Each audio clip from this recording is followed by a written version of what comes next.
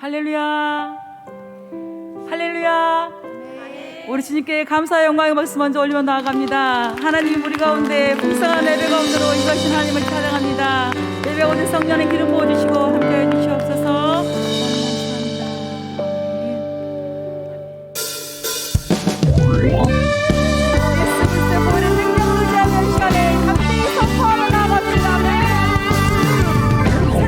주님의 사랑과 거룩한 보혈의 분물을 우리 다 찬양을 합시다.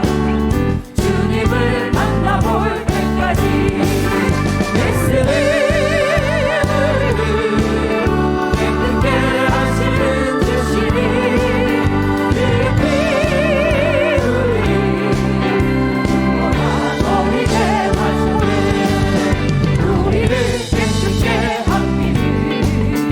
무궁한 생명의 물을 새 생명의 구원을 받은 자 하나님 찬양을 합시다.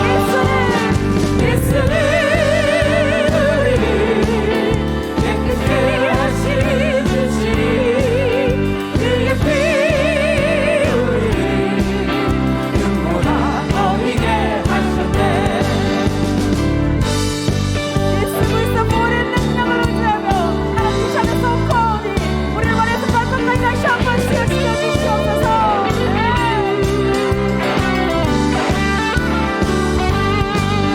주님의 거룩한 보혈을 날마다 입으로 간증해 담대히 싸우며 나가세. 천국에 들어갈 때까지 예수는 우리를 깨끗게 하신 주시니 그의 피 우리를 영원한 어리게 하셨네.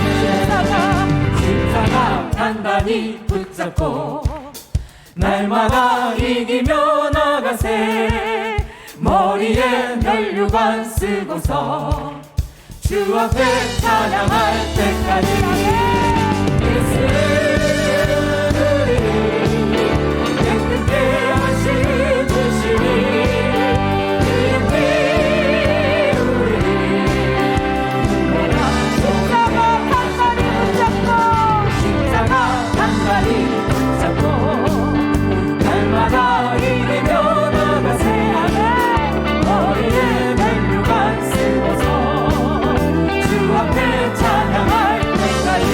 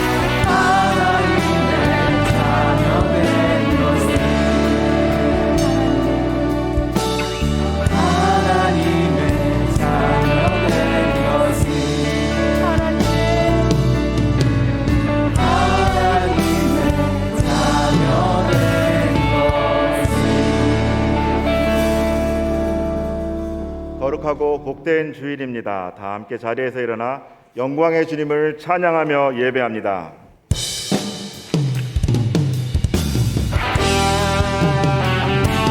우리를 죄와 사망에서 건져주시고 오늘도 예배 자리에 불러주신 예수 그리스도 어린 양을 송축하며 나아갑니다. 송축하리라.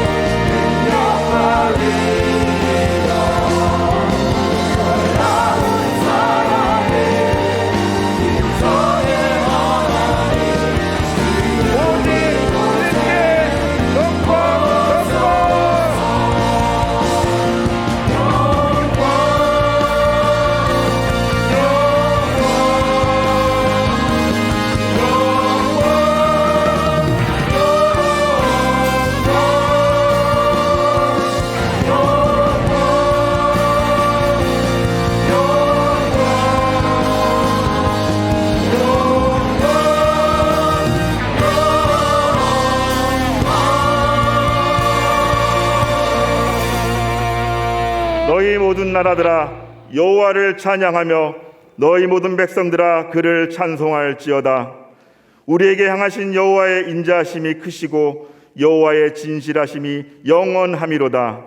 하나님은 영이시니 예배하는 자가 영과 진리로 예배할지니라. 아멘. 나는 전능하신 아버지 하나님 전지의 창조주를 믿습니다. 나는 그의 유일하신 아들 우리 주 예수 그리스도를 믿습니다.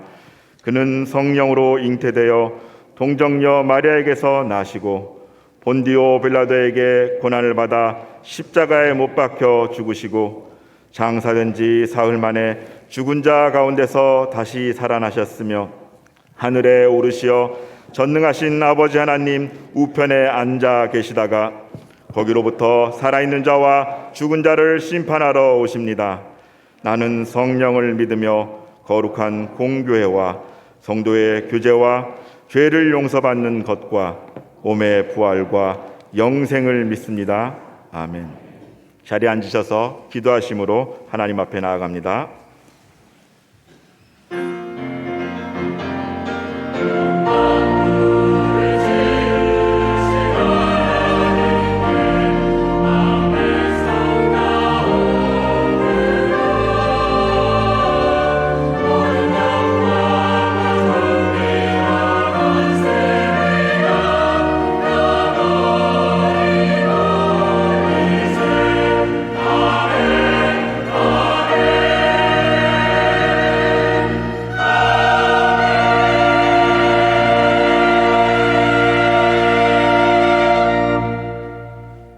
사랑의 하나님, 우리의 목자가 되셔서 눈동자처럼 보호하시는 하나님께 모든 영광을 돌립니다.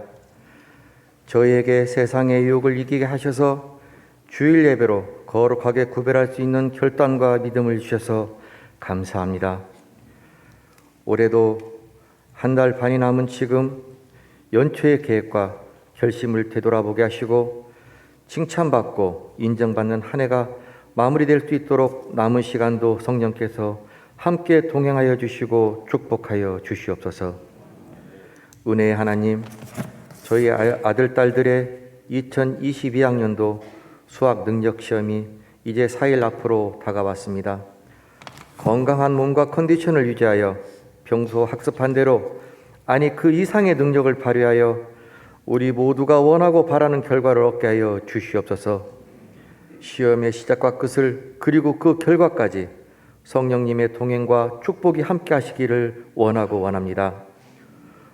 코로나로부터 우리의 생활이 제약받지 않고 오히려 이토록 회복되는 소망과 또한 이런 길을 열어주시니 감사합니다. 우리의 기도와 믿음이 영혼의 필터가 되어 나약해지거나 오염되지 않는 신앙생활을 다 되게 하여 주셨고 성령님 축복해 주시길 원합니다.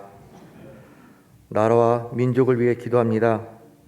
대통령을 비롯한 위정자들이 국민을 위해 진심으로 존중하고 봉사하는 본분을 잊지 않고 충실히 책임을 다하게 하여 주시옵소서.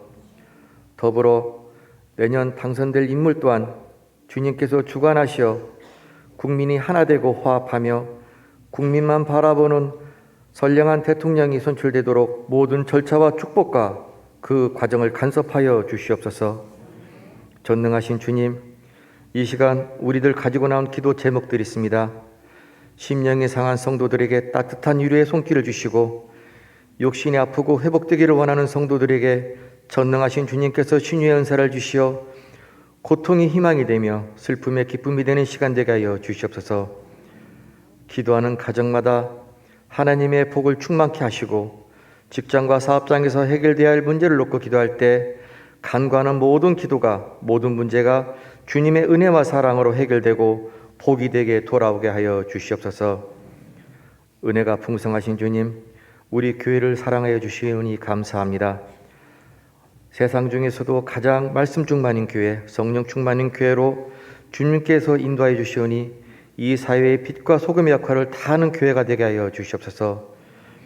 오늘 말씀 전하시는 목사님에게도 능력을 칠갑절로 주시어 신혼의 강건함을 더해 주시오며 그 말씀을 듣고 우리가 한 주를 살아갈 때 위로받고 성령으로 가득 차게 하여 주시옵소서.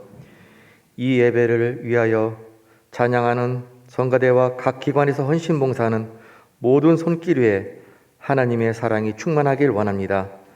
신실하신 주님께 간구하는 모든 기도가 우리 모두 다 응답받을 줄 믿고 감사드리오며 우리 주 예수 그리스도 이름으로 기도합니다. 아멘. 주의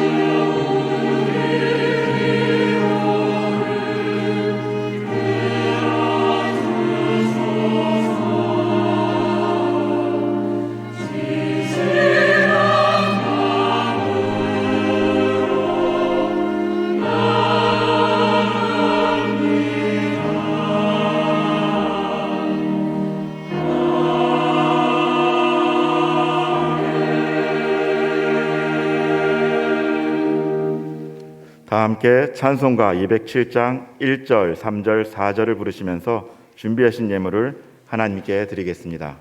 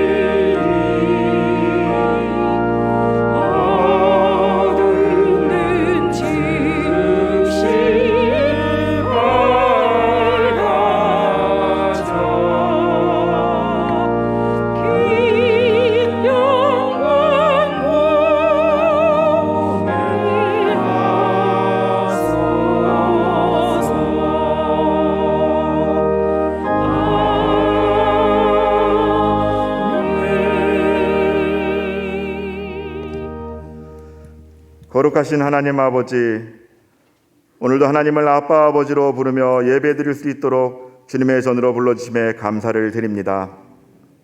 우리가 드린 예배를 통해 홀로 영광을 받으시고 우리를 구별된 하나님의 거룩한 백성이요 하나님의 소유요 제사장 나라로 삼아 주시옵소서.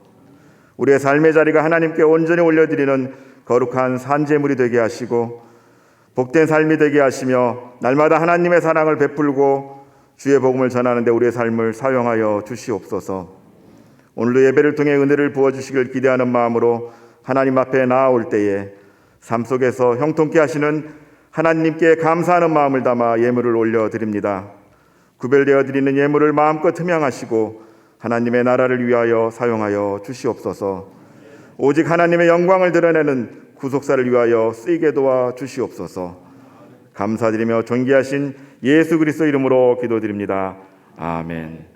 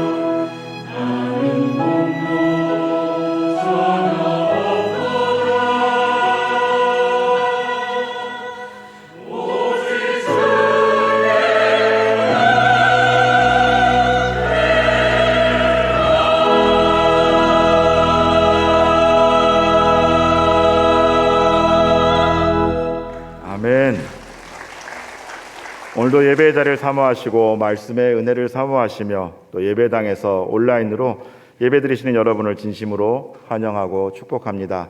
교회 소식 함께 나누겠습니다. 셀 모임 회복을 위한 1단계 전략을 결산하였습니다. 영상 함께 보시겠습니다.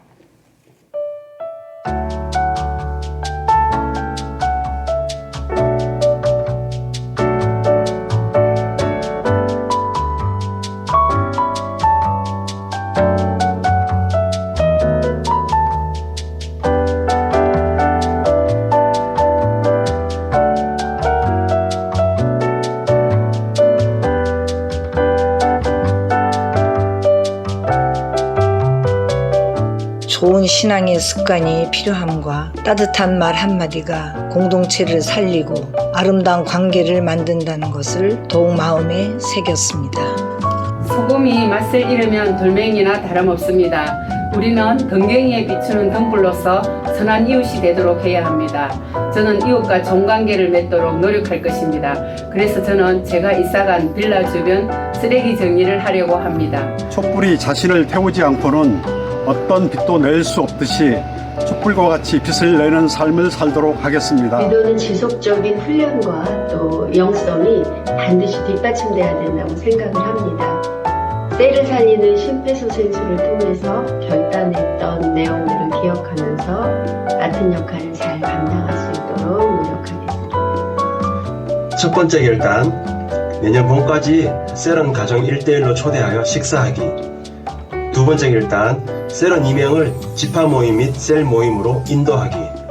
그리고 나머지 결단한 내용들도 하나님께서 책임져 주시리라 믿고 열심히 실천해서 하나님 앞에 섰을 때 충성되고 지혜 있는 종이라 칭찬받을 수 있는 셀장이 되도록 열심을 다하겠습니다. 감사합니다.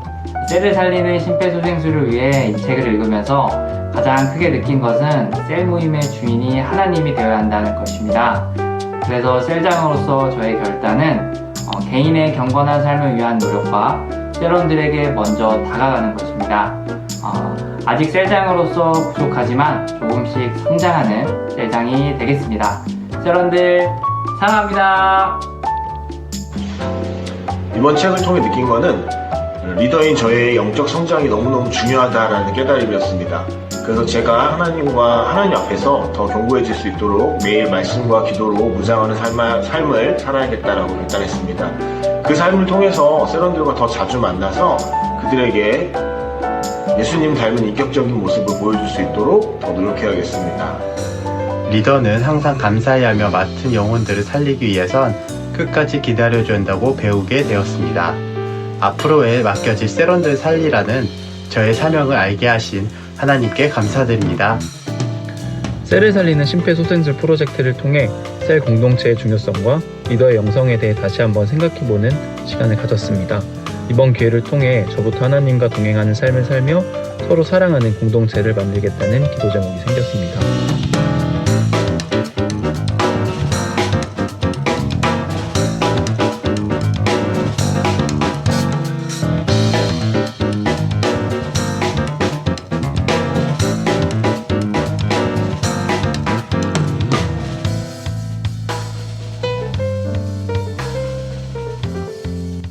함께 참여해 주신 모든 분들께 감사를 드립니다. 오늘 2부 예배 때 세례식이 있었습니다. 그리고 다음 주 21일 주일 3부 예배에 세례식이 있습니다. 2022년 수능 기도회가 18일 목요일 오전 8시 30분부터 1층 가난홀에서 있습니다. 시험에 응시하는 학생들을 위해서 함께 기도해 주시기 바랍니다. 임마누엘 찬양대 반주자로 류선민 집사님을 임명하였습니다. 정영선 자매님은 사임하셨습니다. 생명샘교회 캄보디아 희망학교 사역 협약식이 11월 19일 금요 기도회 중에 있습니다. 예루살렘홀 예배용 악기를 이동시키면 조율비와 또 수리비가 발생을 합니다. 악기들의 이동을 자제해 주실 것을 부탁드립니다. 교인 동정입니다. 김영재 집사님의 부침발인이 12일 금요일에 있었습니다. 함께 위로해 주시기 바랍니다. 여순태 안수 집사님, 허정둘 권사님의 아들 여역 형제의 결혼식이 20일 토요일 오후 2시 충남 아산 호소 웨딩 프라자에서 있습니다. 함께 축하해 주시기 바랍니다. 김선희 권사님께서 인셀덤 뷰티 미라클 케어 개업하셨습니다. 황효순 백금자 권사님 가정에서 결혼 담례하셨습니다. 준비하신 예물은 들어오시면서 헌금함에 봉헌해 주시기 바랍니다. 우리 교회 새로 오신 새가족 여러분 한 분 한 분을 주님의 이름으로 환영합니다. 함께 신앙생활하기 원하시는 분들은 노란색 자켓을 입은 새가족위원을 찾으시면 친절하게 안내해 드리겠습니다. 기타 교회 소식은 주보를 참고해 주시기 바랍니다. 오늘 우리에게 주시는 하나님의 말씀은 구약 성경 신명기 13장 1절로부터 8절 말씀입니다. 너희 중에 선지자나 꿈꾸는 자가 일어나서 이적과 기사를 내게 보이고 그가 내게 말한 그 이적과 기사가 이루어지고 너희가 알지 못하던 다른 신들을 우리가 따라 섬기자고 말할지라도 너는 그 선지자나 꿈꾸는 자의 말을 청종하지 말라. 이는 너희의 하나님 여호와께서 너희가 마음을 다하고 뜻을 다하여 너희의 하나님 여호와를 사랑하는 여부를 알려하사 너희를 시험하심이니라. 너희는 너희의 하나님 여호와를 따르며 그를 경외하며 그의 명령을 지키며 그의 목소리를 청종하며 그를 섬기며 그를 의지하며 그런 선지자나 꿈꾸는 자는 죽이라. 이는 그가 너희에게 너희를 애굽 땅에서 인도하여 내시며 종되었던 집에서 속량하신 너희의 하나님 여호와를 배반하게 하려 하며 너희의 하나님 여호와께서 내게 행하라 명령하신 도에서 너를 꿰어내려고 말하였음이라. 너는 이같이 하여 너희 중에서 악을 제할지니라. 내 어머니의 아들 곧 내 형제나 내 자녀나 내 품의 아내나 너와 생명을 함께하는 친구가 가만히 너를 꿰어 이르기를 너와 내 조상들이 알지 못하던 다른 신들 곧 내 사방을 둘러싸고 있는 민족 혹 내게서 가깝든지 내게서 멀든지 땅 이 끝에서 저 끝까지에 있는 민족의 신들을 우리가 가서 섬기자 할지라도 너는 그를 따르지 말며 듣지 말며 긍휼히 여기지 말며 애석히 여기지 말며 덮어 숨기지 말고. 아멘. 하나님께서 이 말씀을 통해 은혜 주시기를 원합니다. 아멘. 샬롬. 반갑습니다. 옆 사람과 인사 한번 하시죠. 참 반갑습니다. 기도해 주셔서 하나님의 은혜 가운데 잘 다녀왔습니다. 여러분들 많이 뵙고 싶었고 보고 싶었습니다. 여러분도 저 보고 싶었죠? 감사합니다. 신명기는 총 34장으로 이루어졌습니다. 신명기는 모세의 세 편의 설교로 만들어졌는데요. 여러분, 신명기 설교의 형식은 어떤 내용이냐면 과거의 회상을 통해서 미래를 권고하고 미래를 제안하는 내용이 바로 이 신명기 말씀인 것입니다. 신명기는 모세가 가나안 땅에 들어가지 못하죠. 이스라엘 백성과 함께 출애굽을 하고 광야 생활을 했는데 하나님은 모세에게 말하기를 너는 가나안 땅에 들어가지 못할 거라 이렇게 말씀하시죠. 그러면 모세 입장에서는 염려가 있는 거예요. 이들이 광야에서 하나님을 불송했던 것처럼 가나안 땅에 들어가서 또 불송하면 어떡할까? 그들이 가나안 땅에 들어가서 잘 살았으면 좋겠다라는 마음이 그 안에 있는 것입니다.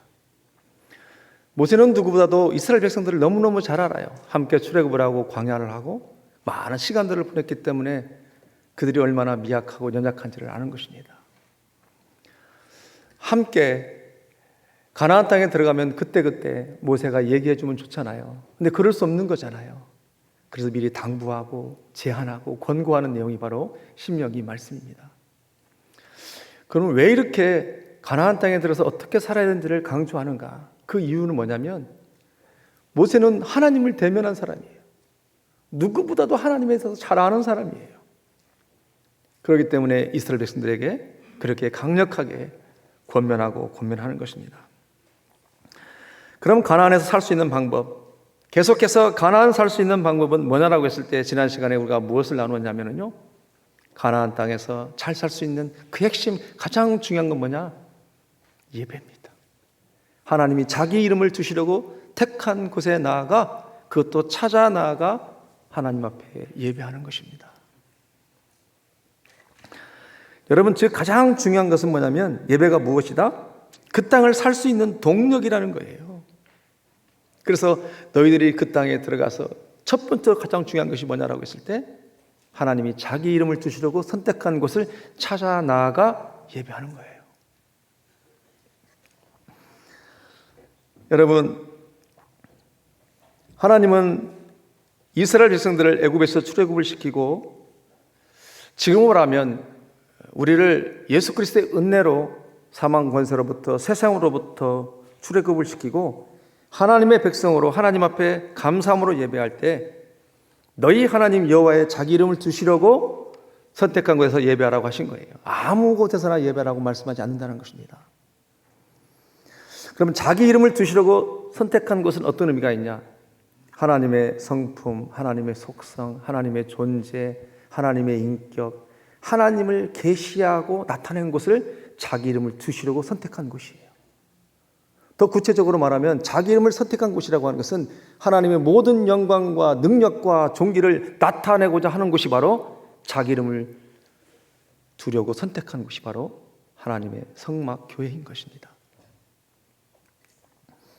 예를 든다면 이스라엘 백성들이 광야 생활하면서도 하나님의 식양대로 모세에게 성막을 지으라고 반드시 거기서 하나님이 임재하셨고 예배를 5대 제사를 받으셨습니다.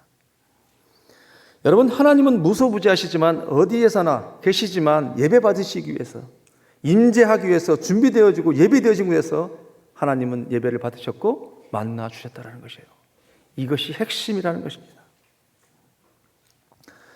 하나님은 이렇게 자기 이름을 두시려고 택한 곳에서 5대 제사를 드리겠는데 이렇게 예배하면 어떤 일이 벌어진다는 것입니까? 하나님이 누구신지, 내가 누구인지, 내가 어떻게 살아야 되는지, 내가 어떻게 하나님을 섬기게 되는지 바운더리가 생겨요. 삶의 양식이 생깁니다. 기준이 생긴다는 거예요. 이것이 바로 예배의 능력인 줄 믿습니다. 우리 혼자 내 마음대로 어느 곳에서 예배드리면 이런 능력들이 나타나지 않아요. 하나님이 누군지도 알 수도 없고 배워지지도 않고 나를 어떤 존재인지를 깨닫지도 못하고 삶의 기준과 바운드가 세워지질 않아요. 하나님의 백성대로 산다는 것이 너무너무 중요하다는 그런 뜻이죠. 여러분, 에베소서 4장 13절에 말씀하시잖아요. 우리가 다 하나님의 아들을 믿는 것과 아는 일에 한 해가 되어 온전한 사람을 이루어 그리스도의 장성의 분량에 이르기까지 한다. 그러죠. 예배를 통해서 하나님의 아들을 믿는 것과 아는 것이 하나 되어져서 그리스도의 장성한 분량이 이루기까지 하나님은 우리를 성장하기를 원하시는 거예요. 마치 부모가 자녀들이 성장하기를 원하는 것처럼 그렇다는 것입니다. 세상 사람들은, 가나안 사람들은, 특별히 우상 섬기는 자들은 자기 소원을 들어달라고 복이 된다고 한다면 어디든지 가서 엎드리고 고개를 숙이잖아요. 그러나 여러분, 중요한데 하나님의 백성들은 예배하는 목적은 우리의 소원을 이루기 위해서 예배하는 것이 아니라 하나님을 닮아가기 위해서 예배해야 되는 줄 믿습니다. 예배하는 본질은 그거라는 거예요. 그러나 나머지는 하나님께서 책임지시겠다 그러는 겁니다. 그래서 장소도 시간도 방법도 구별하는 거예요. 여러분, 그것이 바로 하나님 앞에 의리 지키는 것입니다. 받은 바 은혜 앞에 시간을 구별하고 방법을 구별하고 장소를 구별해서 하나님 앞에 예배하는 것, 이것이 하나님 앞에 의리 지키는 거예요. 그리고 또 하나 강조한 것은 뭐냐면 가나안을 살 때 모든 것은 다 먹을 수 있지만 피는 땅의 제단에 다 쏟으라고 말했어요. 이 말씀은 어떤 의미냐면요, 성전에서 드릴 것과 드리지 말아야 할 것을 구별해서 하나님 앞에 드렸던 것처럼 너희 삶 가운데도 구별한 삶이 있어야 된다, 그런 뜻이에요. 쉽게 말해서 성전에서 구별된 모습으로 예배드린 것처럼 너희 집에서의 삶도 예배드린 자의 모습으로 구별된 삶을 사는 것이 바로 가나안의 삶이라는 것입니다. 여러분, 여기 교회에서 예배드린 모습과 내가 사는 곳에서의 모습은 같아야 된다는 거예요. 이것이 제사장의 삶이라는 것입니다. 하나님 우리를 너희는 내게 대하여 제사장 나라가 되게 하려 하심이라예요. 여러분, 하나님의 나라는 로마서 14장 17절을 보니까요, 먹고 마시는 데 있는 것이 아니라 의와 희락과 평강이라 그래요.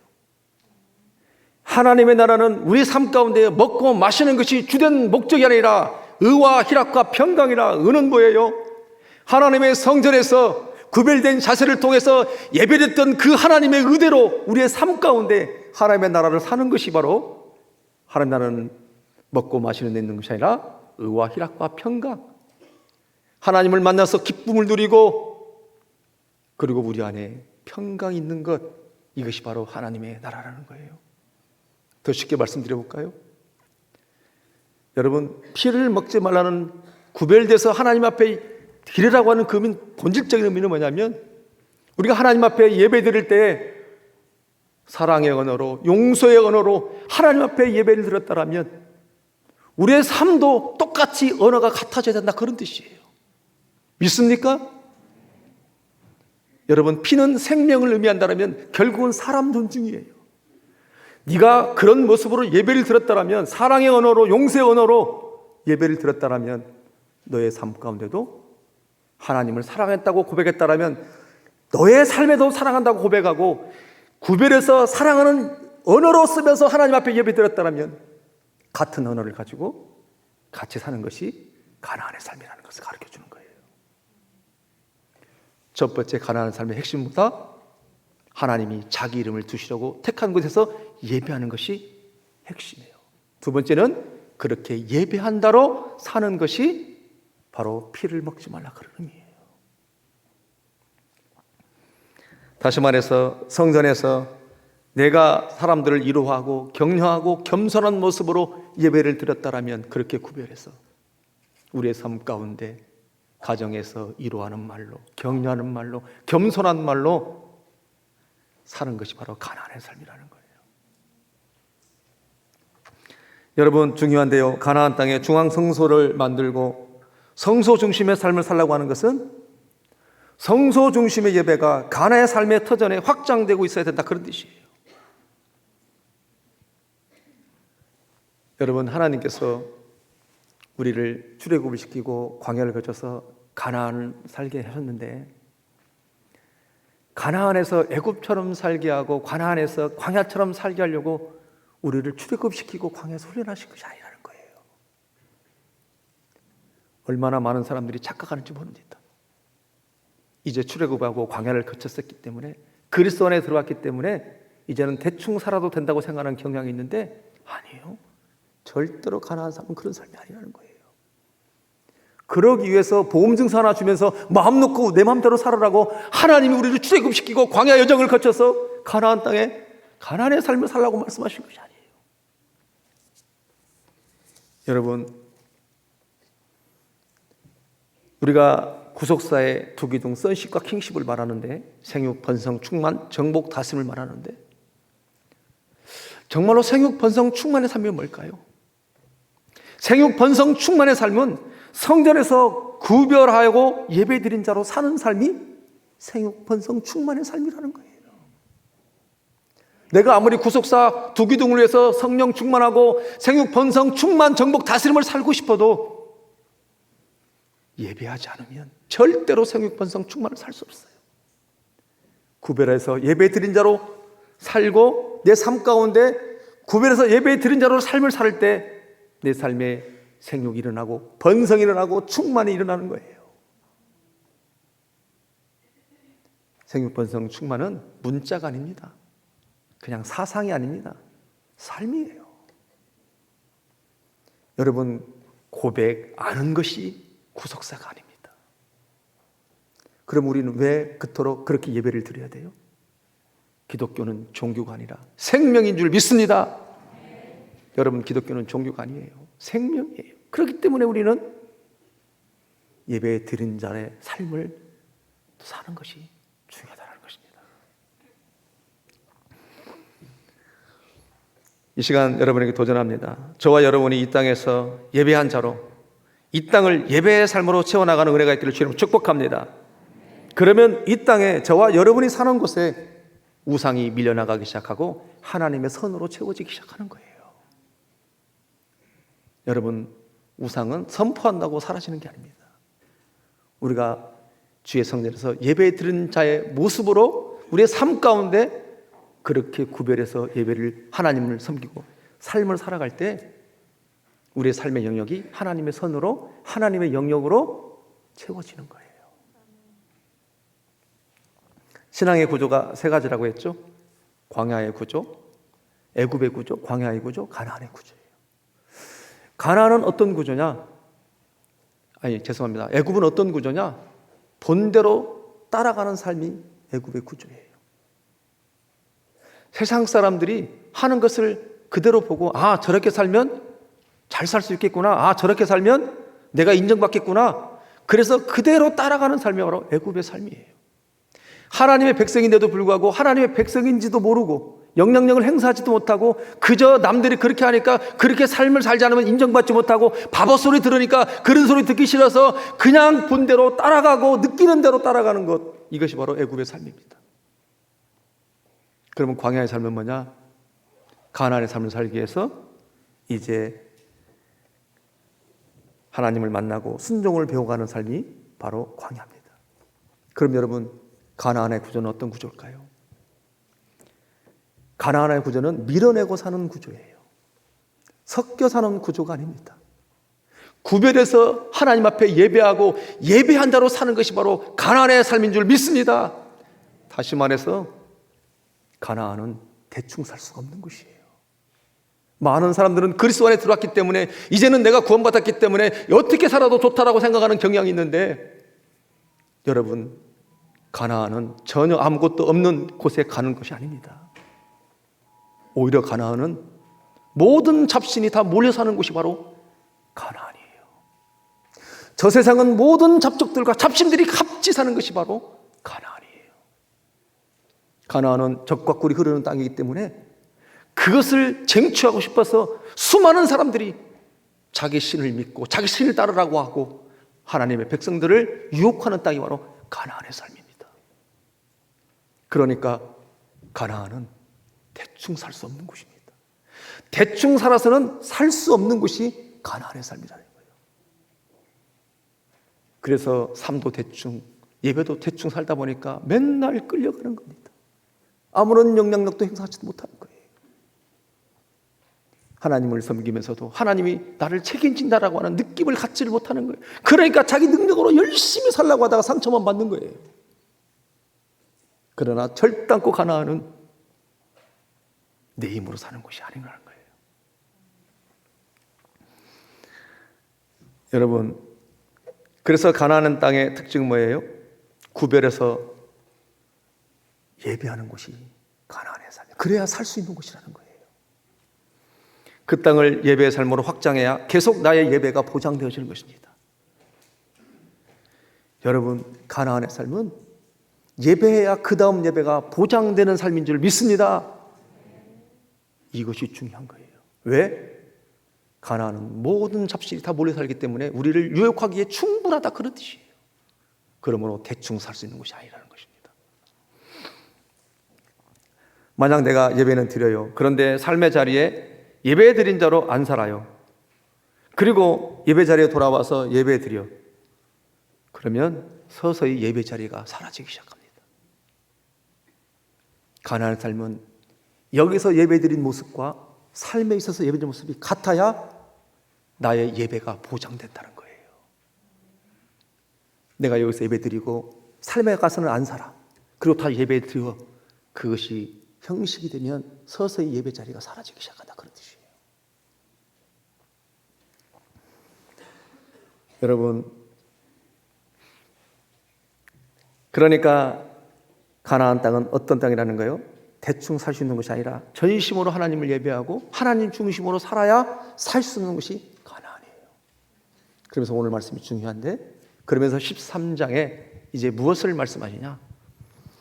그렇게 하나님을 중심으로 예배하며 살아야 되는데 그렇게 살지 않아도 된다라고 하는 가짜 뉴스를 퍼뜨리는 가짜 유튜버들이 있다, 그런 뜻이에요.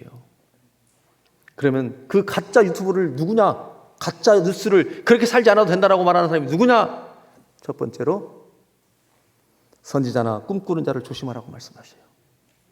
여러분 1절부터 3절 같이 합니다. 시작. 너희 중에 선지자나 꿈꾸는 자가 일어나서 이적과 기사를 내게 보이고 그가 내게 말한 그의 이적과 기사가 이루어지고 너희가 알지 못하던 다른 신들을 우리가 따라 섬기고자 말할지라도 너는 그 선지자나 꿈꾸는 자의 말을 청중하지 말라. 이는 너희 하나님 여호와께서 너희가 마음을 다하고 뜻을 다하여 너희 하나님 여호와를 사랑하는 여부를 알려하사 너희를 시험하려 하심이니라. 에어컨을 조금 틀었으면 좋겠네요. 덥네. 예, 거짓 선지자나 거짓 선견자가 이적과 기사를 보이면서 하나님의 존재와 하나님의 말씀을 의심하게 하는 일들이 분명히 일어날 거라, 그런 뜻이에요. 여러분, 가난한 삶은 대충이 아니라 오직 하나님의 뜻대로 사는 것인데 그렇게 안 살아도 된다고 하면서 다른 방법으로 살게 하는 선지자나 꿈꾸는 자들을 조심해야 된다고 하는 것인데, 그럼 모세가 이렇게 말하는 이유는 뭐예요? 분명히 그런 자들이 일어나기 때문에 그렇게 한다는 것입니다. 모세는 이스라엘 백성들을 너무너무 잘 알아요. 왜? 본대로 따라가는 습성이 가지고 있기 때문에 모세는 그들에게 이를 권면하고 싶은 거예요. 여러분, 이스라엘 백성들은 하나님의 말씀을 받는 구조가 항상 중간에 선지자가 있는 구조예요. 그럼 지금까지 누가 그 일을 해왔습니까? 모세가 해왔어요. 근데 모세는 이제 가나안 땅에 들어가지를 못해요. 그럼 누군가가 또 세워져서 하나님 말씀을 전달할 터인데, 그러면 그런 구조 속에서 지금까지 광야 여정을 거쳤기 때문에 누군가가 하나님의 선지자라고 말하면 그것을 들을 수밖에 없는 구조라는 거예요. 그러므로 모세는 그것이 염려가 되는 것입니다. 전신 바짝 차려야 되는데, 자칫 잘못하면 거짓 선지자를 따라갈 터인데, 그렇게 살지 않아도 된다라고, 하나님 중심을 따라가 살지 않는다고, 요즘 유튜버들이 얼마나 많습니까? 지금 잘못된 유튜버들이. 여러분 유튜브 한번 들어가 보세요. 신앙적으로 잘못 가르치는 사람이 너무너무 많습니다. 하나님이 수천 년 후에 유튜브가 생길 걸 아셨나 봐. 그러면 말씀이 지금 더 중요한데요, 만일 소경이 소경을 인도하면 둘이 구렁텅이에 다 빠지는 것입니다. 그러면 어떻게 구분해요? 한두 번도 아니고 계속해서 유혹하고 계속해서 거짓 선지자가 올 터인데, 끊임없이 거짓 메시지가 올 터인데, 거짓 선지자의 이 말을 청종하지 않을 수 있는 이유가 뭐냐? 그래서 오늘 사절 말씀이 하나님이 그 방법을 가르쳐줘요. 사절을 같이 합니다. 시작. 너희는 너희의 하나님 여호와를 따르며 그를 경외하며 그의 명령을 지키며 그의 목소리를 청종하며 그를 섬기며 그를 의지하며. 아멘. 가나안의 삶이라고 하는 것은, 우상 숭배를 안 하는 것은 소극적인 건데 그것만 가지고 안 된다는 거예요. 좀 더 하나님을 적극적으로 하나님을 따라가야 하는 것이 바로 가나안의 삶이라는 것입니다. 여러분, 우상 숭배를 거절하는 마음은 소극적 표현이고, 적극적인 신앙생활은 하나님을 적극적으로 사랑하는 거예요.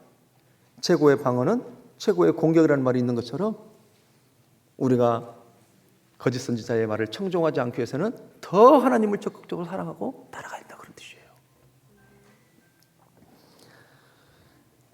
여러분, 우리가 많이 알고 많이 경험하고 지식이 많이 쌓여지게 되면 진리를 알 것 같죠? 그렇지 않습니다.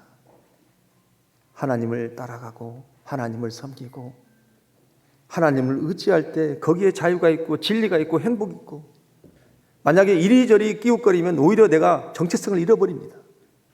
그것이 어디다? 가나안이라는 거예요. 우리는 그리스도 안에 들어오면 모든 것이 끝났다고 생각합니다. 여러분, 하나님은 우리를 그리스도 안에 삼으시고 왕권과 재산과 두 배의 축복을 준비하셔서 우리의 삶도 축복하기를 원하시지만 더 많은 삶들을 세워가기를 원하셔요. 그런데 이 원리를 모르기 때문에 구원받았다고 생각하고 이제는 세상 사람과 다를 바 없이 살기 때문에 하나님 나를 책임진다는 것을 느끼지를 못하니까 내가 힘써 살다 보니까 얼마나 많은 고통이 다른지 모릅니다. 여기저기 끼웃거리고 그러다 보니까 무시당하는 거예요.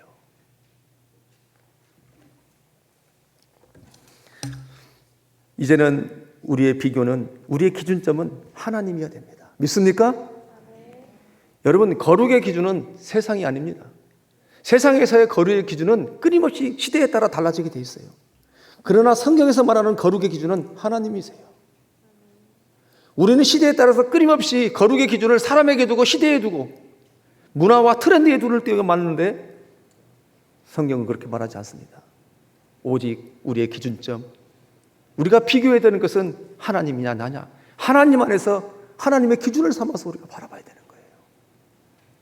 그러니까 가나안의 삶은 대충이 아니라는 것입니다. 내 발이 가는 곳이 하나님이 기뻐하는 곳인지 아닌지 오직 하고 서는 그 기준이 하나님이어야 된다, 그런 뜻이에요.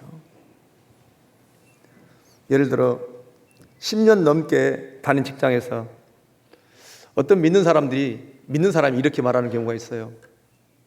내가 오늘 교회에서 모임이 있기 때문에 정시에 퇴근하겠습니다 라고 얘기했을 때 옆에 있던 직장 동료가 10년 동안 신앙생활 했는데 교회 정시 모임 있다고 하니까 교회 간다고 하니까 옆에 있는 동료가 너 교회 다녔었어? 그럴 수는 없는 거라는 거예요. 여러분 10년간 예배를 하고 10년간 교회를 다녔는데 친구가 가까운 사람들이 직장 동료가 너 정말 교회 다녔었어? 이럴 수 있어요? 없다라는 것입니다. 여러분 예수 믿는 것은 종교가 아니고 생명이기 때문에 어떻게 그들로 향하여 내가 신앙생활하는 것이 세상도 모르고 그들도 모르고 나만 할 수 있냐라는 거예요. 여러분 예수 믿는 건 그런 것이 아니잖아요. 예수 믿는 것은 종교가 아니잖아요. 예수 믿는 것은 하나님의 대가를 지불하고 우리가 하나님의 백성이 된 거잖아요. 여러분 가나안 삶은 대충이 아니라는 것입니다. 어떻게 그렇게 살아놓고 하나님의 백성으로 살 수 있다는 거예요. 내가 교회 다니고 하나님을 섬기고 사는데 마치 신앙생활하고 교회 다니는 것을 007 작전하듯이 신앙생활하는 사람들이 있더라고. 세상도 모르고 아무도 몰라 나만 알아 교회 다니는 걸. 그럴 수 있어요? 그럴 수 없는 거라는 거예요. 예배도 대충, 삶도 대충. 그러니까 그 삶이 날마다 공고한 겁니다. 여러분 가나안 삶은 정한 마음으로 하나님을 섬기는 거예요. 믿습니까? 따라서 오늘 본문 말씀 신명기는 무엇을 말하고 싶은 거예요? 한마디로 말해서 출애굽한 이스라엘 백성들이 하나님에게 최대의 가치를 두고 하나님만을 섬기고 살면 하나님이 책임진다는 것을 말씀하시는 줄 믿습니다. 세상 사람들은 자기가 책임을 져야 되기 때문에 이신저신 믿고 따라가는데 그 끝은 죽음으로 사망으로 끝납니다. 그러나 우리는 하나님이 책임지는 삶을 사니까 죽어도 사는 존재예요. 아멘? 세상 사람들은 자기가 자기 인생을 책임져야 되니까 이신저신 엎드려서 결국은 그 끝은 죽음과 사망으로 끝나요. 그러나 하나님을 섬기고 하나님을 예배하고 예배한다로 사는 하나님의 백성들은 하나님이 책임지는 존재이기 때문에 이 땅에서도 책임지고 죽어서도 하나님이 우리를 책임지는 존재인 줄 믿습니다. 여러분 이것이 기독교고 이것이 신앙생활이에요. 그러므로 우리의 신앙생활은 종교생활이 아니라 생명생활이에요. 생명생활. 요한복음 11장 25절부터 25절에 6절에 말씀하시잖아요. 예수께서 이르시되 나는 부활이요 생명이니 나를 믿는 자는 죽어도 살겠고 무릇 살아서 나를 믿는 자는 영원히 죽지 아니라. 이것을 네가 믿느냐? 아멘? 이런 엄청난 혜택을 받았기 때문에 하나님은 우리를 향하여 뭐라고 말씀하셔요? 너희들은 가나안의 삶을 살 때 예배하는 삶을 살아라는 거예요. 그리고 하나님 누군지를 배워서 예배 드린 데의 모습으로 너의 삶을 살아야 된다는 거예요. 그것을 위해서 부름받은 존재라는 것입니다. 그럼 우리는 여기서 스스로 적용 질문을 해야 돼요. 하나님께서 미워하시는 것을 나도 지금 미워하고 있는가? 요즘 나를 유혹하거나 힘들게 하는 하나님께서 싫어하는 장소, 행동, 그 무엇이 있는가? 그래서 하나님은 5절 말씀에 뭐라고 말씀하셔요? 함께 합니다. 시작. 그런 선자나 꿈꾸는 자는 죽이라. 이는 그가 너희에게 너희를 애굽 땅에서 인도하여 내시며 종되었던 집에서 속량하신 너희 하나님 여호와를 배반하게 하려 하며 너희 하나님 여호와께서 내게 행하라 명령하신 도에서 너를 꾀려하려고 말하였습니다. 너는 이같이 하여 너희 중에서 악을 제할지니라. 아멘. 그런 꿈꾸는 자나 거짓 선지자는 하나님은 죽이라고 해서 실제로 그때는 죽였었습니다. 여러분 그런 자를 죽이라고 하는 것은 사람에 국한된 게 아니에요. 결국은 지금은 죽일 수는 없잖아요. 지금은 철저히 끊으라 그런 뜻이에요. 너를 꿈꾸게 하고 너를 거짓 선지자로 선동하는 그 어떤 것이 있다라면 사람뿐만 아니라 그 무엇까지도 끊으라 그런 뜻이에요. 그러면 오늘 5절 말씀에 그들을 죽이라고 했던 것은 뭐냐?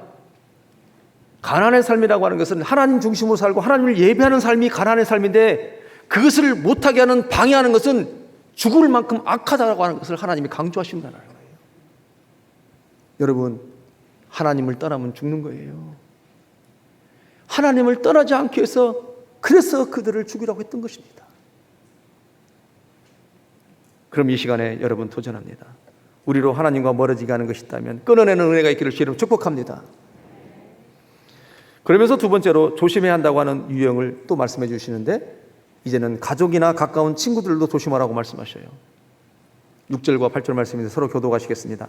내 어머니의 아들 곧 내 형제나 내 자녀나 내 품의 아내나 너와 생명을 함께하는 친구가 가만히 너를 깨어 이르기를 너와 내 조상들이 알지 못하던 다른 신들 곧 내 사방을 둘러싸고 있는 민족 혹 내게서 가깝든지 내게서 멀든지 땅 이 끝에서 저 끝까지에 있는 민족의 신들을 우리가 가서 섬기자 할지라도 너는 그를 따르지 말며 듣지 말며 궁휼히 여기지 말며 애석히 여기지 말며 덮어 숨기지 말고. 아멘. 핵심부터 말씀드리면 가장 가까운 자들에게 비유를 맞추려다가 올무에 걸려 넘어진다 그런 뜻이에요. 또는 가장 가까운 사람들이 유익을 준다는 구실로 악을 제안하거나 하나님을 멀리하려는 삶을 제안하기도 한다는 것입니다. 그럼 여러분 다시 한번 강조하지만 가나안의 삶은 하나님 중심으로 예배하는 삶이 가나안의 삶인데 그것을 방해하는 사람이 앞에서는 선지자나 꿈꾸는 자라고 얘기했죠. 하나님은 이번에는 가족들이라고 말하십니다. 가장 가까운 사람들이 그럴 수 있다고 얘기하는 거예요. 그럼 그들이 그렇게 우리들에게 예배 중심, 하나님 중심으로 못 살도록 방해하는데도 왜 우리가 거절하지 못하자는 거예요? 그 이유는 그들과 관계가 단절될까 봐 그렇다는 것입니다. 그것이 두려운 거예요.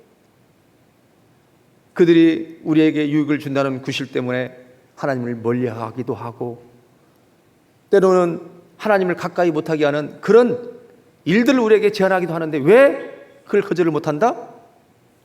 혹여라도 남편과 관계가 불편해질까 봐, 혹여라도 시댁과 관계가 불편해질까 봐. 여러분, 그러다 보니까 그것이 두려워서 무엇을 선택한다는 거예요? 하나님 볼 때는 하나님이 멀어지는 걸 선택하더라는 거예요. 하나님의 백성들이. 그것이 두려워서. 여러분, 가나안의 삶은 그렇게 대충 양다리 거치며 살 수 있는 것이 아니라는 거예요. 심지어는 가족관계까지도 하나님은 디테일하게 말씀하시면서 하나님을 따른다는 것은 이토록 우선순위가 있고 결단이 필요하다는 거예요. 여러분, 그렇다고 하나님은 가족과 단절하라고 그런 의미가 아니에요. 하나님을 따른다는 건 그만큼 때로는 결단력이 필요하다는 것입니다. 그 어떤 것보다도 나에게 유익을 주는 제한보다도 때로는 그걸 내려놓고서라도 하나님을 따라가야 되는 것이 바로 가나안의 삶이라는 거예요. 그렇지 않다면 하나님을 멀리할 수 있는 것을 선택할 수밖에 없는 것이 지금 이 시대의 삶이라는 것입니다.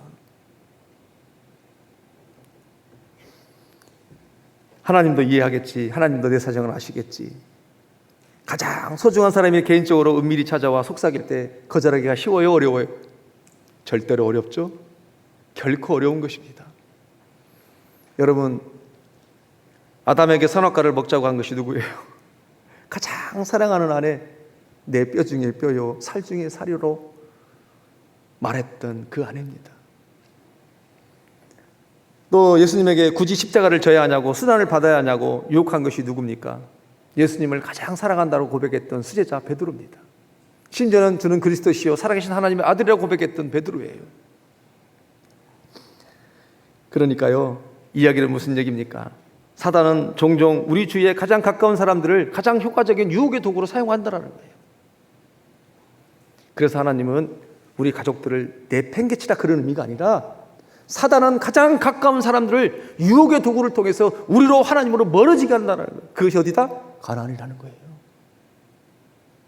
가나안은 꿈꾸는 자들, 선지자들이 일어나서 하나님을 멀리하게 하고, 가나안의 삶은 심지어는 가장 가까이 내 품의 아내마저도 너의 생명을 걸고 같이 하고 다니는 친구까지도 사단은 그들을 이용해서도 하나님을 멀리하게 하는 삶이 바로 가난한 삶이라는 거예요. 그러니까 가난한 삶은 뭐예요? 모든 삶을 완전히 하나님으로 나를 둘러쳐야 된다, 그런 뜻이에요. 그래서 1절부터 4절까지 선지자를 따라가지 말라고 말씀하시고 4절에서 적극적으로 하나님을 따라가라고 말씀하시는 거예요.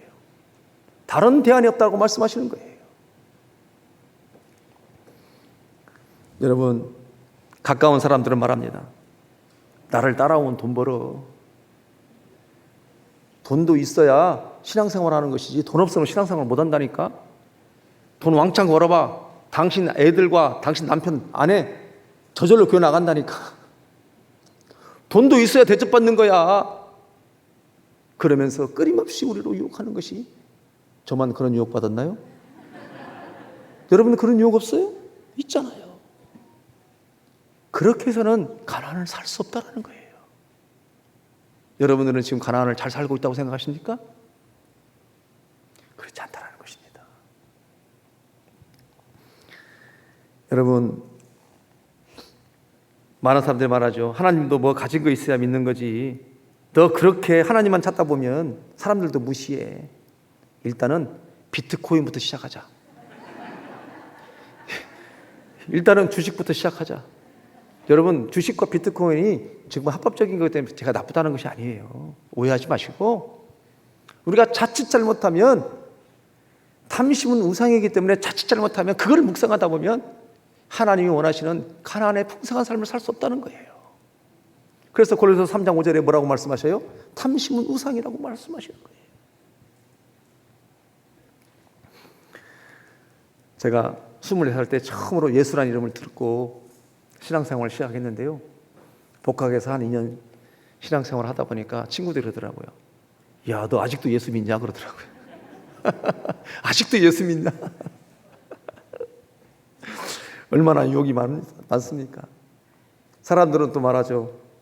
주일날 손님이 제일 많은데 손님 놓치면, 손님 자꾸 줄어들면 너 쫄딱 망한다. 그런 유혹이 있어요, 없어요? 있잖아요. 그러나 여러분, 이 시간에 여러분이 도전합니다. 하나님이 우리를 책임진다고 했으니까 과감하게 하루는 하나님 앞에 예배드리고 살 때 산자의 하나님이 먹이신다, 안 먹이신다? 먹이시는 하나님인 줄 믿습니다. 결국 믿음의 문제라는 거예요, 여러분.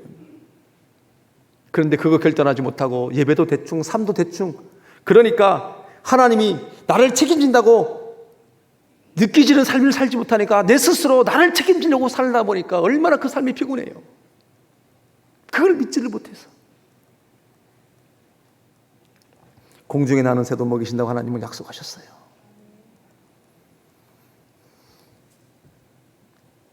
이번 이 시간에 다시 한번 여러분이 도전합니다. 가나안의 삶의 시작이 뭐라고요? 예배입니다. 예배. 그리고 가나안의 삶을 뭐다? 구별해서 예배드린 모습대로 우리의 삶 가운데 구별해서 그 삶을 똑같이 살아갈 때 하나님은 우리가 생각지도 못한 엄청난 놀라운 역사들을 우리 가운데 주시겠다는 거예요. 근데 그것을 믿지 못하고 내 힘으로 살려고 하니까 피곤한 인생을 사는 것입니다.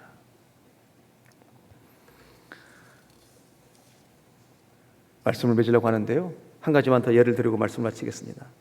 여호수아 7장 1절과 24절과 25절을 보면 제가 먼저 1절을 읽고 설명해 드리겠습니다. 이스라엘 자손들이 온전히 바친 물건으로 말미암아 범죄하였으니 이는 유다 지파 세라의 증손 삽디의 손자 갈미의 아들 아간이 온전히 바친 물건을 가졌습니다. 여호와께서 이스라엘 자손에게 진노하시니라. 아멘. 하나님께서 이스라엘 백성들이 이제 가나안 땅에 딱 들어갔을 때 첫 성 여리고성을 만납니다.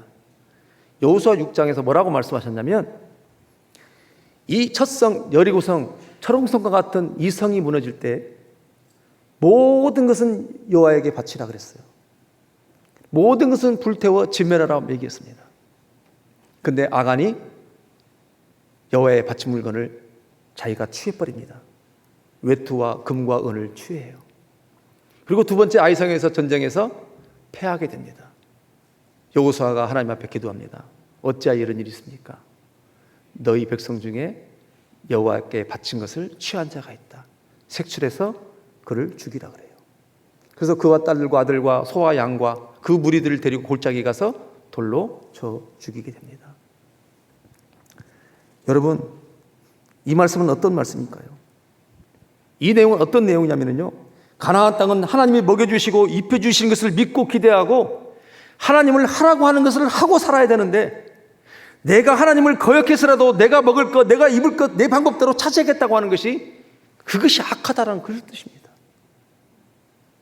여러분, 가나안의 삶은 내가 사는 것이 아니라 하나님이 하라고 하는 것을 기대하고 소망하고 책임다는 것을 믿고 사는 것이 가나안의 삶인데, 내가 하나님을 믿지 못하고 내가 거역해서라도 내가 먹을 것, 입 것, 내가 챙기겠다고 하는 것이, 그것이 악한 불순종이라는 그런 뜻이에요. 여러분, 선택하십시오. 이제 하나님은 그리스도 안에서 우리를 다 가나안의 삶을 우리를 보내주셨어요. 그럼 여전히 하나님 나를 책임지는 것을 믿지 못하고 거역해서라도 여러분들의 삶을 스스로 먹고 입고 살려고 하실 것입니까? 아니면 그 약속을 붙들고 하나님 앞에 예배하며 살 것이겠습니까? 이두 코로나 가운데 이제 다시 회복으로 나가야 됩니다. 다시 옛 모습으로, 본대로 따라가는 애굽의 모습으로, 가나안의 삶이 아니라 광야의 삶이 아니라 이제는 정말로 하나님 우리에게 약속하신 책임지는 그런 가나안의 삶을 살아가야 됩니다. 믿습니까? 여러분, 2년, 3년, 수개월 동안 예배드리지 않아도 잘 된다? 저는 자신 있게 말합니다. 잘 되는 것이 아닙니다. 그것은 급속도로 빠져들어가는 것입니다. 때로는 축복이 저주입니다. 하나님 없는, 예배하지 않는, 예배되는 대로 살지 않고 끊임없이 우리의 복을 말한다면, 아무런 문제 없이 산다면 그것은 절대로 축복이 될 수 없는 것입니다. 우리가 2주, 3주 동안 예배를 드리지 않아도 아무런 가책이 없다? 그 안에 십자가가 있는지 없는지, 십자가의 생명이 있는지 없는지를 돌아봐야 돼요. 여러분, 십자가의 생명은 절대로 그럴 수 없는 생명인 것입니다. 그럴 수 없는 심령이라는 거예요. 말씀을 맺겠습니다. 우리의 신앙은 발목 신앙이 돼서는 안 됩니다. 점점 발목에서 정강이로 무릎으로 올라가야 돼요.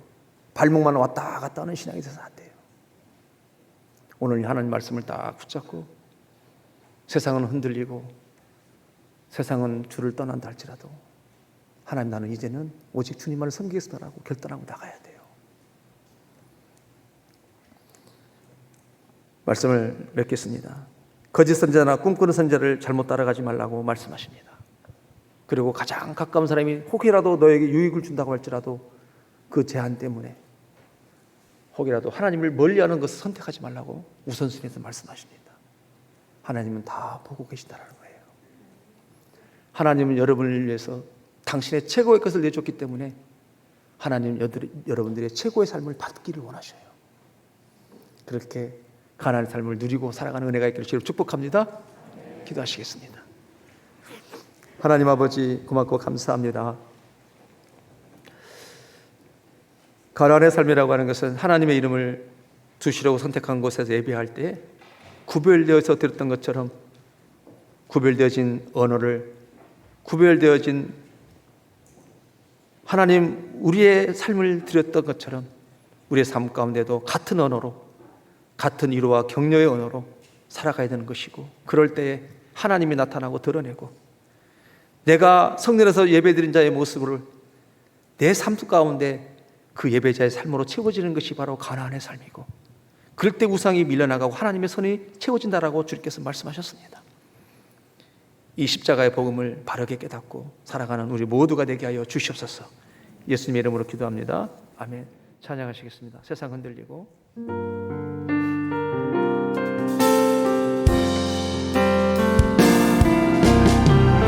세상 흔들리고 사람들은 변하여도 나는 주를 섬기리.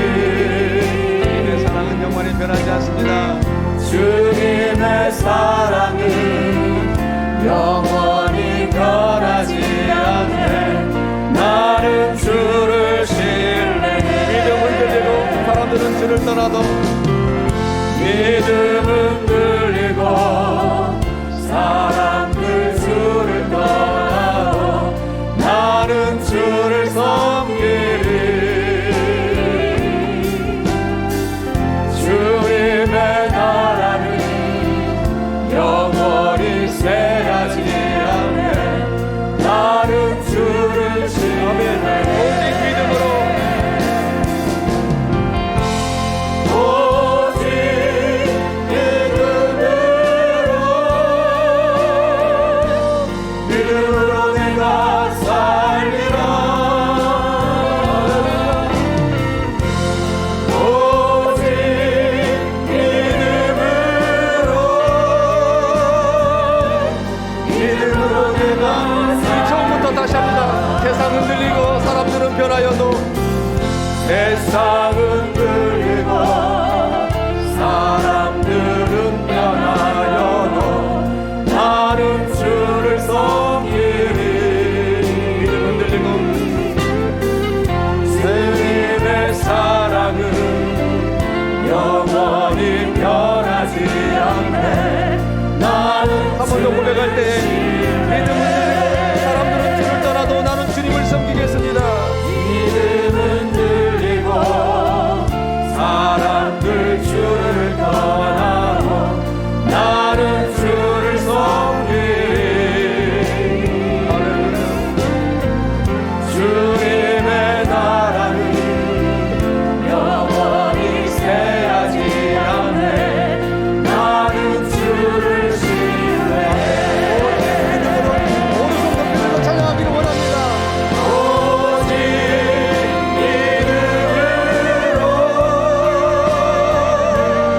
믿음으로 내가 살리라. 오직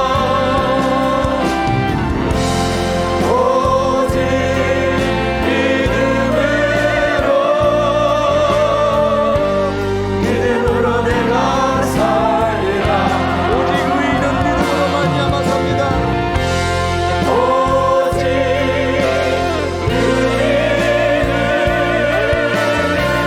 오직 믿음으로 말미암아 살리라.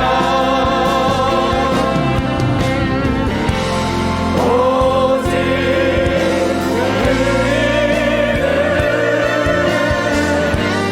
믿음으로 말미암아 살리라. 세상 흔들리고 사람들은 변하여도 나는 변하지 않겠습니다. 끊임없이 나를 욕하고 우리를 거짓 선지자가 오늘 딸지라도 적극적으로 하나님을 섬기고 하나님을 따르므로 말미암아 아버지 믿음의 삶을 살기를 원합니다. 믿음의 삶이라고 하는 것은 믿는 대로 사는 것이 믿음의 삶이 될 것이다. 오직 믿음으로 오직 믿음으로 말미암아 살기를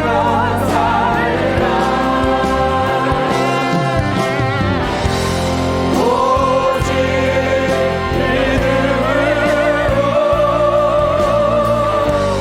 믿음으로 내가 살리라.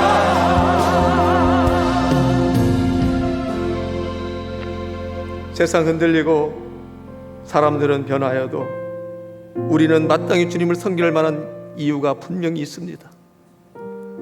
하나님의 독생자 예수 그리스도를 우리를 위해서 주셨고 우리가 저주받아야 할 그 십자가 안에 우리 주님이 저주를 받으셨습니다. 그러므로 주님의 나라는 쇠하지 아니하고 영원한 나라인 것입니다. 여러분, 믿음으로 산다는 것이 뭘까요? 오직 믿음은 믿음으로 내가 살리란 것인데 믿는 대로 사는 것이 믿음으로 사는 것입니다. 우리가 믿기에 하나님 앞에 예배했다라면 우리 삶 가운데 그렇게 구별된 삶으로 사는 것이 믿음의 삶인 것입니다. 오직 의인은 믿음으로 말미암아 살리라. 하나님, 내가 의리 지키겠습니다. 하나님, 내가 따라가겠습니다. 주님, 가난의 삶은 예배도 대충, 삶도 대충이 아니라 전심으로 하나님을 따라가야 살 수 있는 땅이라고 말씀하셨습니다. 우리 안에 잘못된 오해들을 불쌍히 여겨주시고 용서해 주시고, 강건해 7, 80년 사는 인생인데 어찌 그리 욕심부리고 사는지, 주신 것도 누리지 못하고 사는 연약함이 우리 안에 있습니다. 하나님 불쌍히 여겨 주시옵소서. 이도 코로나가 가면서 하나님이 약속하신 이 가나안의 삶을 통하여서 정말로 하나님을 감격하게 하고 기쁘게 하는 삶을 살기를 원합니다. 도와주십시오. 그렇게 늘 고백하는 우리 모두가 되기를 기원하옵고 예수님의 이름으로 기도합니다. 아멘. 이제는 우리를 가나안에 살게 하시려고 십자가를 지신 우리 주님 예수 그리스도의 은혜와 가나안을 살 수 있도록 예배의 자리로 부르시는 아버지 하나님의 그 놀라우신 사랑하심과 하나님과 친밀한 교제로 예배 중심의 삶을 살도록 인도하시는 성령님의 주장하심이 예배드린 자로 내가 선 곳에 예배자의 삶으로 채워 나가기로 결단하는 고개 숙여 예배한 주의 백성들 머리머리에 저들의 가정과 몸된 교회에 이제부터 영원까지 함께 없시기를 간절히 축원하옵나이다. 아멘.